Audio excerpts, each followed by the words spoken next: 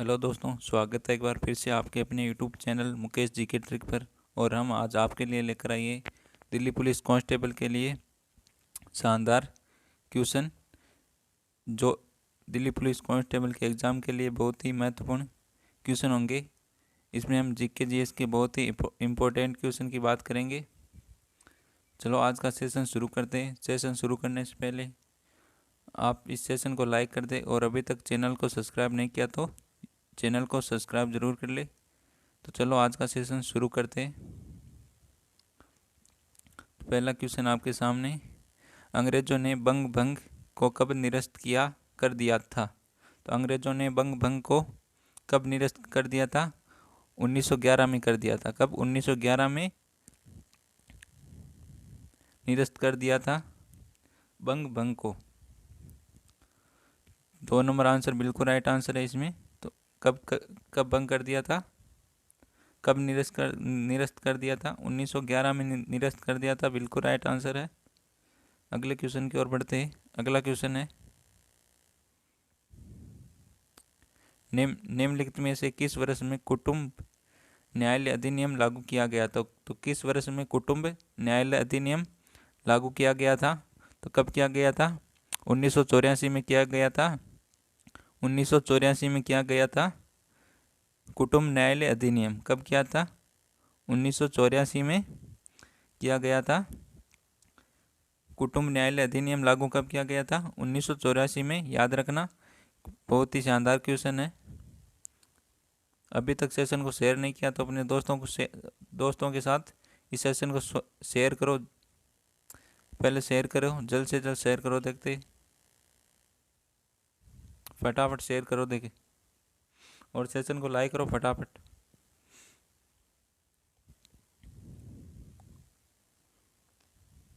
अगला क्वेश्चन है, अंगूर की बेल का एक उदाहरण है। तो अंगूर की बेल का उदाहरण क्या है? आरोही। आरोही है ना, वो अंगूर की बेल का उदाहरण है।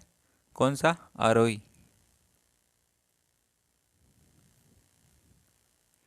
आरोही ना, ये अंगूर की बेल का एक उदाहरण है, आरोही। 2 नंबर आंसर बिल्कुल राइट आंसर हो जाएगा यहाँ पर।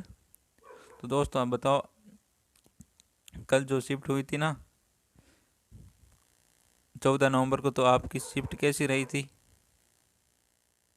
बताओ, देखे आपने देखा होगा शिफ्ट कैसी रही और कितनी इजी थी, कितनी हार्ड थी, सब देखा था। किस प्रकार के क्वेश्चन आए थे? इसी प्रकार के क्वेश्चन आए थे।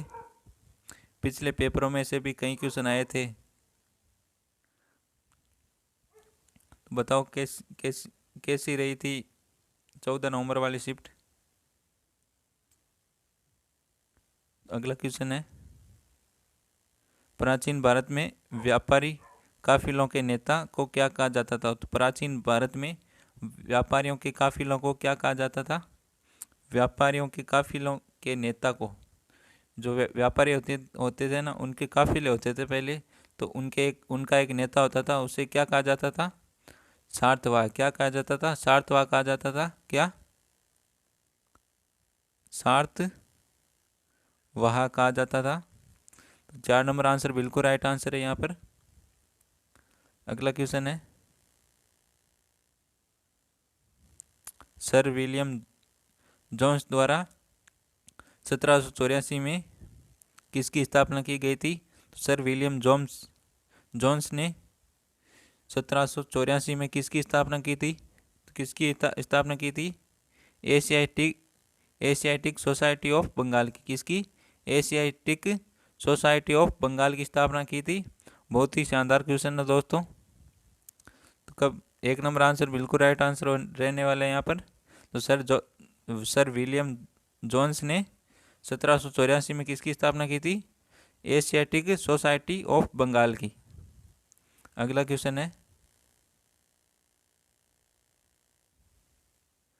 अगला क्वेश्चन 2019 में Mumbai Indians IPL cricket team के मुख्य कोच निम्नलिखित में से कौन थे? तो 2019 में Mumbai Indians Olympic cricket team के मुख्य कोच कौन थे? कौन थे? महिला जयवर्धने। कौन थे? महिला जयवर्धने। 4 नंबर आंसर बिल्कुल राइट आंसर है यहाँ पर। तो 2019 को मुंबई इंडियंस और आईपीएल क्रिकेट टीम के मुख्य कोच कौन थे?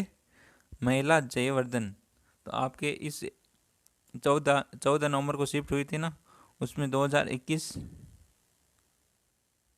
2021 के भी करंट अफेयर था, 2021 का भी करंट अफेयर था। 2 से 3 क्वेश्चन पढ़े थे,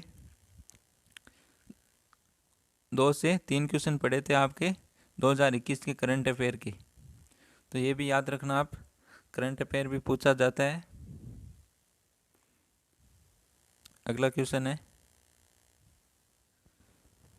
एक ऐसी बीमारी, कौन सी एक ऐसी बीमारी है जो बुखार, खांसी, सीने में दर्द और वजन घटने जैसे लक्षणों के साथ प्राय फेफड़ों में भी विकसित होती है? तो एक ऐसी कौन सी बीमारी है जो बुखार, खांसी, सीने में दर्द और वजन घटने के लक्षणों के साथ साथ फेफड़ों में भी विकसित होती है? तो वो कौन सी बीमारी है?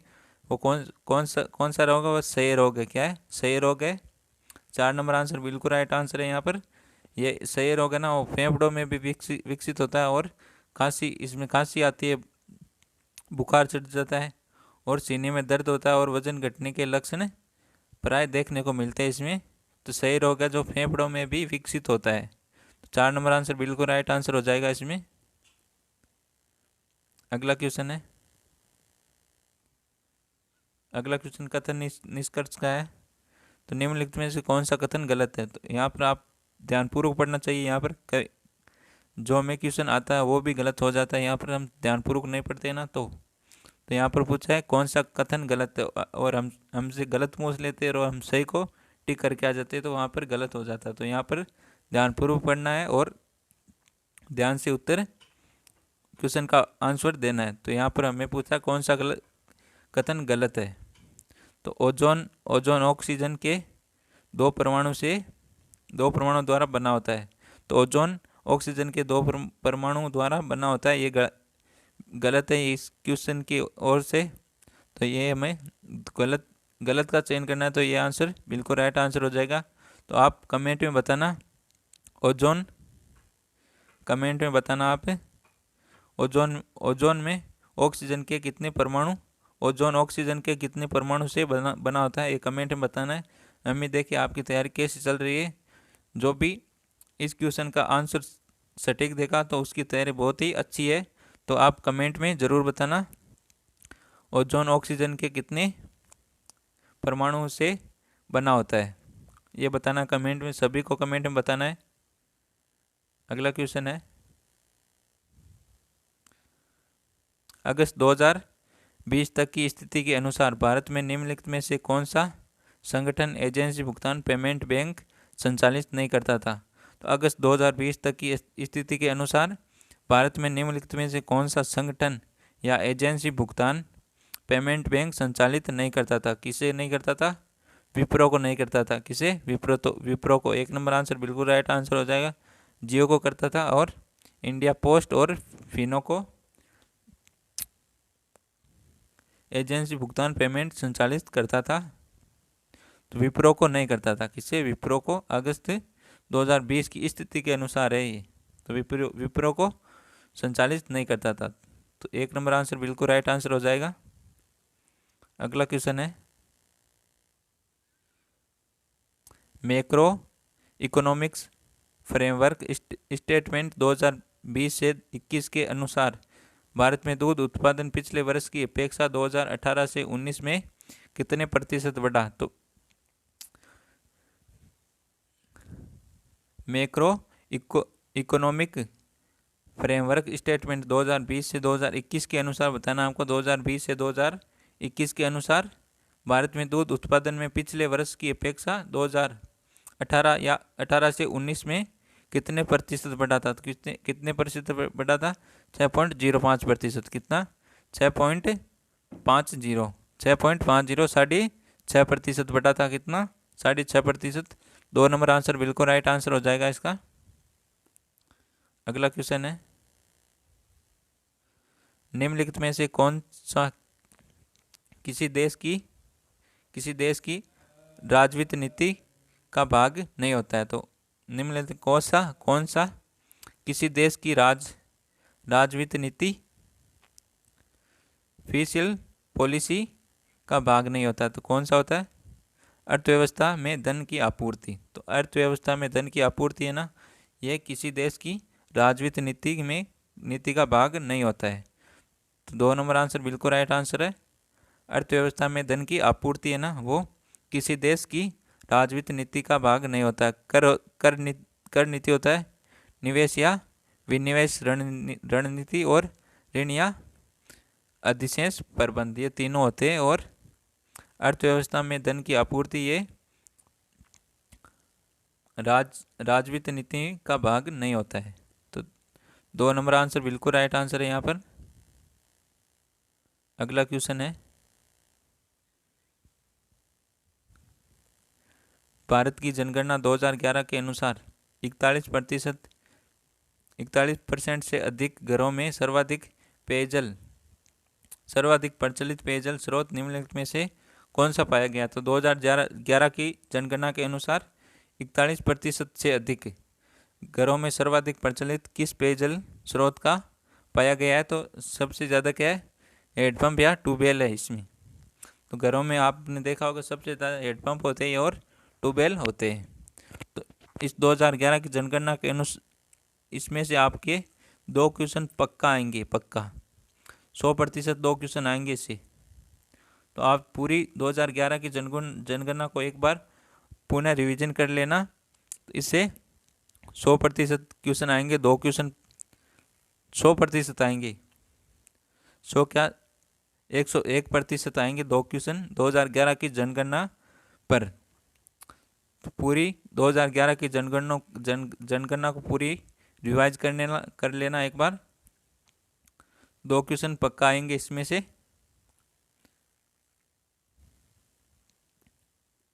अगला क्वेश्चन है, तो इसका 2011 की जनगणना के अनुसार सबसे ज़्यादा पेयजल किस स्रोत के थे? हैंडपम्प और ट्यूबवेल के थे। अगला क्वेश्चन है,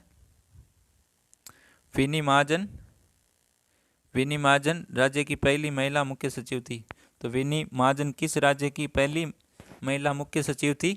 तो विनी महाजन थी ना, वो पंजाब राज्य की पहली महिला सचिव थी। किसकी? पंजाब राज्य की। 4 नंबर आंसर बिल्कुल राइट आंसर हो जाएगा। विनी महाजन पंजाब राज्य की पहली महिला मुख्य सचिव थी। अगला क्वेश्चन है,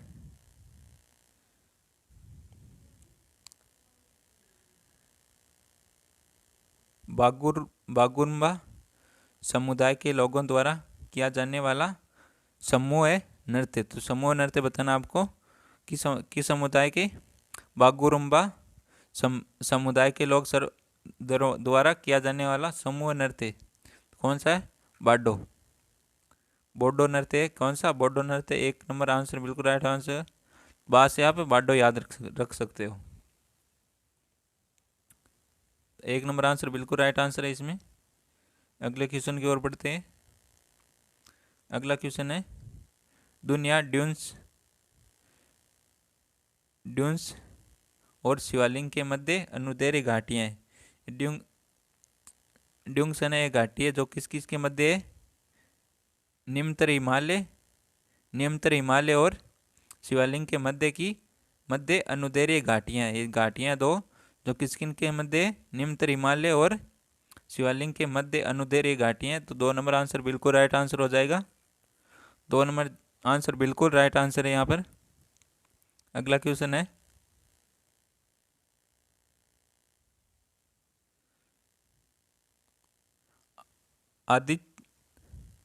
आदिचनल्लूर पुरातात्विक स्थल किस राज्य में स्थित है? तो आदिचनल्लूर पुरातात्विक स्थल किस राज्य में स्थित है? तमिलनाडु में स्थित है। कहाँ पर? तमिलनाडु में स्थित है।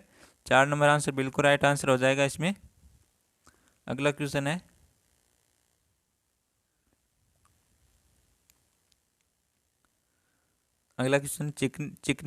चिकनी मृदा के बारे में निम्नलिखित में से कौन सा कथन गलत है? तो यहाँ पर सही देखना है कौन सा कथन गलत पूछा है आपको। तो चिकनी मृदा अधिक समय तक जल धारण नहीं कर सकती। तो ये आंसर बिल्कुल गलत है।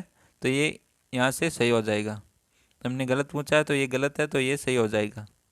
चिकनी मृदा अधिक समय तक जल धारण नहीं कर सकती है, तो जल धारण करने में क्या है, जल धारण कर सकती है, तो यहाँ पर नहीं है। तो चिकनी मृदा अधिक समय तक जल धारण नहीं कर सकती है, तो ये बिल्कुल गलत आंसर है। तो 4 नंबर आंसर बिल्कुल राइट आंसर हो जाएगा इसका। यहाँ पर आप सही ध्यानपूर्वक पढ़ना चाहिए दोस्तों। ये क्वेश्चन आते हुए भी कईयों का गलत हो जाता है, तो गए ना 1 नंबर। तो मान लो 1 नंबर गया, तो जो क्वेश्चन का आंसर आ रहा उसका 1 नंबर गए तो जाए तो बहुत तकलीफ होती है। तो यहाँ पर ध्यानपूर्वक पढ़ना चाहिए क्या पूछा है और कैसे क्वेश्चन का आंसर देना। तो यहाँ पर हमसे गलत कथन पूछा था, तो ये कथन गलत है, तो ये 4 नंबर आंसर बिल्कुल राइट आंसर हो जाएगा। अगला क्वेश्चन है, निम्नलिखित में से कौन सी प्राचीन भारतीय पुस्तक शल्य क्रिया या सर्जरी पर आधारित है। तो निम्नलिखित में से कौन सी प्राचीन भारतीय पुस्तक है जो शल्य क्रिया या सर्जरी पर आधारित है। तो कौन सी है, सुश्रुत संहिता। कौन सी है, सुश्रुत संहिता। 2 नंबर आंसर बिल्कुल राइट आंसर है। तो आप कमेंट में बताना सुश्रुत संहिता किसकी रचयिता है, इस पुस्तक के रचयिता कौन है, ये बताना है आपको। शल्य क्रिया सर्जरी पर आधारित कौन सी है, सुश्रुत संहिता। कौन सी है, सुश्रुत संहिता। अगला क्वेश्चन है, निम्नलिखित में से कौन सा शहर ब्रह्मपुत्र नदी के तट पर स्थित है। तो निम्नलिखित में से कौन सा शहर है जो ब्रह्मपुत्र नदी के निकट स्थित है। तो गुवाहाटी ना शहर, गुवाहाटी ये ब्रह्मपुत्र नदी के तट पर स्थित है। 2 नंबर आंसर बिल्कुल राइट आंसर हो जाएगा इसका। अगला क्वेश्चन है, ये दोस्तों पिछले साल का क्वेश्चन पेपर है। इसमें से भी काफ़ी क्वेश्चन देखने को मिले थे। तो आपके यदि कितने दिन तक चलेंगे एग्ज़ाम, 3 दिसंबर तक चलेंगे एग्ज़ाम आपके, 3 दिसंबर तक चलेंगे। तो आप तैयारी खूब करना। अगला क्वेश्चन है चौपड़। अगला क्वेश्चन खेल से संबंधित है। चौपड़ जिसे चौसर या चौसर भी कहा जाता है, एक प्राचीन भारतीय क्या है। तो चौपड़ क्या है, एक बोर्ड खेल है। क्या चौपड़ एक बोर्ड खेल है। तो 1 नंबर आंसर बिल्कुल राइट आंसर हो जाएगा इसका। अगला क्वेश्चन है, स्वामी विवेकानंद द्वारा निम्नलिखित में से कौन सा नारा दिया गया था। तो स्वामी विवेकानंद का नारा किसने दिया था, बताओ देखे जल्द से जल्द।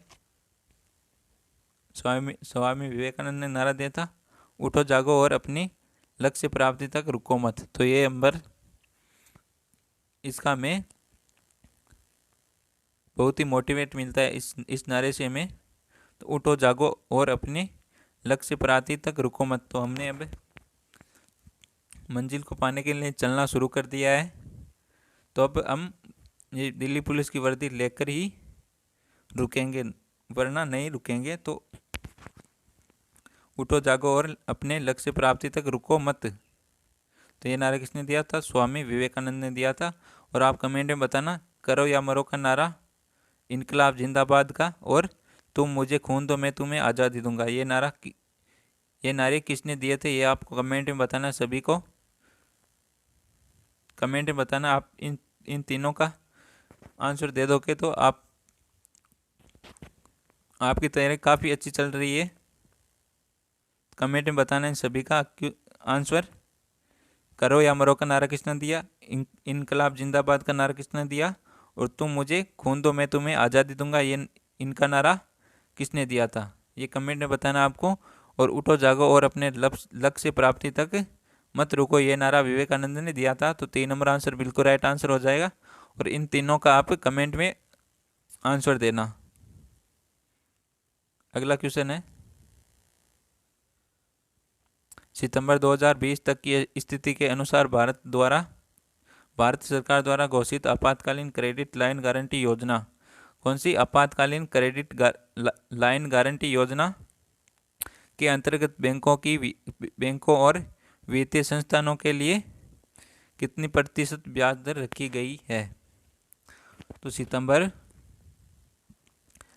2020 तक की स्थिति के अनुसार भारत सरकार द्वारा घोषित आपातकालीन क्रेडिट लाइन गारंटी योजना के अंतर्गत बैंकों और वित्तीय संस्थानों के लिए कितनी प्रतिशत ब्याज दर रखी गई है? तो 9.25 रखी गई है। कितनी? 9.25% रखी गई है। कितनी? 9.25% रखी गई है। तो 4 नंबर आंसर बिल्कुल राइट आंसर हो जाएगा इसमें।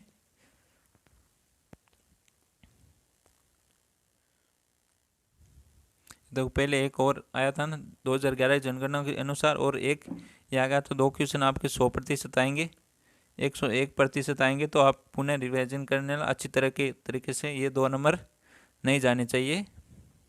हमें पता है कि 2 नंबर पक्के आएंगे, तो उनसे ये इनका नंबर क्यों गंवाना। तो अच्छी तरीके से रिवीजन कर लेना। तो क्वेश्चन क्या है ये? स्वतंत्रता के पश्चात भारत की जनगणना 2011 की कितने नंबर की थी? तो स्वतंत्रता के पश्चात पूछा दोस्तों, तो भारत की जनगणना कितने नंबर की जनगणना है ये? 2011 की जनगणना कितनी है? 7वें नंबर की जनगणना है ये। 4 नंबर आंसर बिल्कुल राइट आंसर हो जाएगा इसका।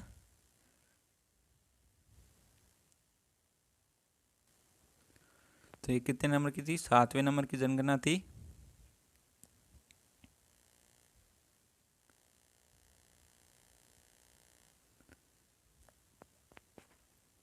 भारत में पहली बार जनगणना कब हुई थी? बताओ देखें। भारत में पहली बार जनगणना कब हुई थी? भारत में फर्स्ट जनगणना कब हुई थी? 1872 में। कब हुई थी? 1872 में हुई थी ये पहली जनगणना। और भारत में पहली व्यवस्थित जनगणना कौन सी? व्यवस्थित जनगणना कब हुई थी? व्यवस्थित जनगणना हुई थी 1881 में। कब हुई थी? 1881 में हुई थी। प्रथम जातिगत जनगणना कब हुई थी? प्रथम जातिगत जनगणना कब हुई थी? 1931 में हुई थी। तो भारत में सर्वप्रथम जनगणना कब हुई थी? 1872 में हुई थी। और भारत में पहली व्यवस्थित जनगणना हुई थी 1881 में। और प्रथम जातिगत जनगणना हुई थी कितनी? कब हुई थी जातिगत? 1931 में हुई थी। और स्वतंत्र भारत की पहली जनगणना कब हुई थी? स्वतंत्र भारत की पहली जनगणना कब हुई थी? बताओ देखे। स्वतंत्र भारत की पहली जनगणना कब हुई थी?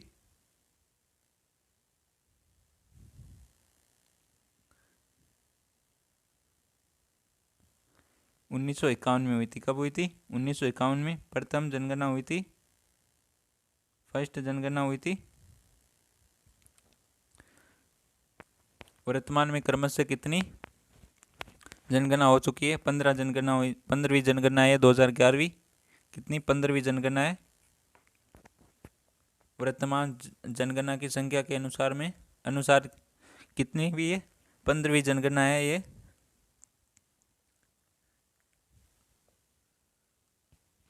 और जनगणना कितने वर्षों से होती है? कितने वर्षों के अंतराल होती है? 10 वर्षों के अंतराल। कितने? 10 वर्षों के अंतराल होती है। तो भारत में पहली जनगणना कब हुई थी? 1872 में हुई थी। और पहली व्यवस्थित जनगणना 1881 में हुई थी। प्रथम जातिगत 1931 में हुई थी। कब हुई थी? 1931 में। और स्वतंत्र भारत की पहली जनगणना हुई थी 1951 में। और ये 2011वीं जनगणना कितनी है? 15वीं जनगणना हो चुकी है। वर्तमान जनगणना 15वीं जनगणना। और 10 वर्षों के अंतराल में एक जनगणना होती है। अगला क्वेश्चन देखते हैं हम। अगला क्वेश्चन है, संविधान सभा की निम्नलिखित में से कौन सी समिति के अध्यक्ष राजेंद्र प्रसाद नहीं थे? तो संविधान सभा की कौन सी समिति थी, उनके अध्यक्ष राजेंद्र प्रसाद नहीं थे? तो राजेंद्र प्रसाद नहीं थे, वो कौन सी थी? संघीय शक्ति से संबंधित समिति, संघीय शक्तियों से संबंधित समिति ने, उसके अध्यक्ष राजेंद्र प्रसाद नहीं थे। तो ये भी आपको कमेंट में बताना है इसके अध्यक्ष कौन थे, कमेंट में बताना है इनके अध्यक्ष कौन थे। इस समिति के अध्यक्ष संघीय शक्तियों से संबंधित समिति थी ना, उनके अध्यक्ष कौन थे, ये कमेंट में बताना है आपको मैंने चार क्वेश्चन के आंसर कमेंट में करने को कहा, ये कर देना और चारों का करना, तो आपको पता चल जाएगी आपकी तैयारी कैसी चल रही है। अगला क्वेश्चन है, निम्नलिखित में कौन सा कथन सही है? तो अब यहाँ पर पूछा है कौन सा कथन सही है। पहले 2 क्वेश्चन हमने इसी प्रकार के देखे थे, उसमें थे कौन सा कथन गलत है। तो यहाँ पर कौन सा कथन सही है, मैं एक बार फिर से कहता हूँ, यहाँ पर ध्यानपूर्वक पढ़ना चाहिए। यहाँ पर पूछा क्या है, तो हमसे यहाँ पूछा है कौन सा कथन सही है। सभी क्वेश्चन के ऑप्शन को ध्यानपूर्वक पढ़ना और फिर आंसर देना। तो यहाँ पर कौन सा कथन सही है? प्रशांत महासागर की तुलना में हिंद महासागर में सुनामी नगण्य है। तो प्रशांत महासागर की तुलना में हिंद महासागर में सुनामी कम मात्रा में आता है, तो प्रशांत महासागर में अधिक मात्रा में आता है। तो 4 नंबर आंसर बिल्कुल राइट आंसर हो जाएगा। तो अभी तक आपने इस सेशन को लाइक नहीं किया तो लाइक करो और कमेंट में बताना आज का सेशन कैसा लगा। सेशन अच्छा लगा हो तो सेशन को लाइक ज़रूर करना और अभी तक चैनल को सब्सक्राइब नहीं किया चैनल को सब्सक्राइब ज़रूर कर देना। तो मिलते हैं एक और बेहतरीन सेशन के साथ, तब तक थैंक यू, टेक केयर, जय हिंद, वंदे मातरम।